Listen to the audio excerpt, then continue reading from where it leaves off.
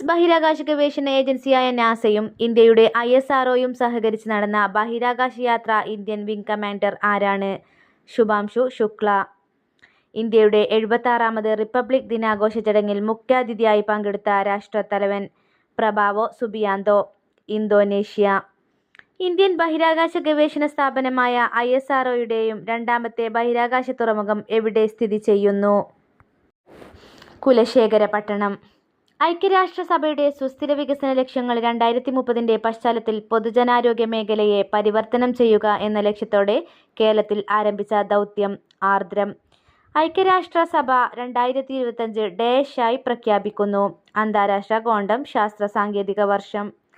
2023 രസതന്ത്രത്തിനുള്ള Nobel സമ്മാനം ലഭിച്ചത് എന്തിന്? ക്വാണ്ടം ഡോട്ടുകളുടെ കണ്ടെത്തലിനും സമന്വയത്തിനും. പങ്കജ് അദ്വാനി ഏത് കായിക ഇനത്തിലെ ലോക ചാമ്പ്യൻ ആണ്? ബില്ല്യാർഡ്സ്.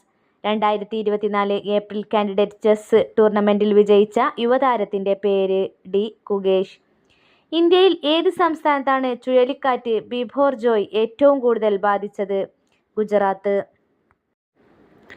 ബയോകെമിക്കൽ മാലിന്യ സംസ്കരണ പ്രോട്ടോക്കോളുകൾ പാലിച്ചുകൊണ്ട് പരിസ്ഥിതി മലിനീകരണവും ആരോഗ്യ മേഖലയിലെ അപകട സാധ്യതകളും തടയുന്നതിനായി കേരള കൺട്രോൾ വകുപ്പ് ആരംഭിച്ച പദ്ധതിയുടെ പേര്? എൻപ്രൗഡ്.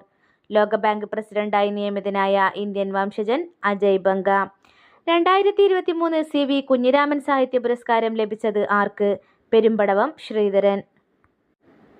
ഭൗതിക വെല്ലുവിളി നേരിടുന്നവരുടെ സമഗ്ര വികസനത്തിനായി കേരള സർക്കാർ അംഗീകരിച്ച കരിക്കുലത്തിന്റെ അടിസ്ഥാനത്തിൽ തൊഴിൽ പരിശീലനം, നൈപുണ്യ വികസനം എന്നിവ നൽകുന്നതിനായി സാമൂഹ്യനീതി വകുപ്പ് നടപ്പിലാക്കിയ തീരുമാനിച്ച പദ്ധതി?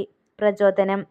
കേരള സംസ്ഥാനത്തിലെ പഞ്ചായത്തുകളിലൂടെയും മുനിസിപ്പാലിറ്റികളുടെയും വാർഡുകൾ വിഭജിച്ച് അവയുടെ അതിർത്തികൾ നിശ്ചയിക്കുക എന്ന ഉദ്ദേശത്തോടുകൂടി 2024 രൂപീകരിച്ച കേരള സംസ്ഥാനം ഡിലിമിറ്റേഷൻ കമ്മീഷൻ അധ്യക്ഷൻ ആരാണ്? എ ഷാജഹാൻ.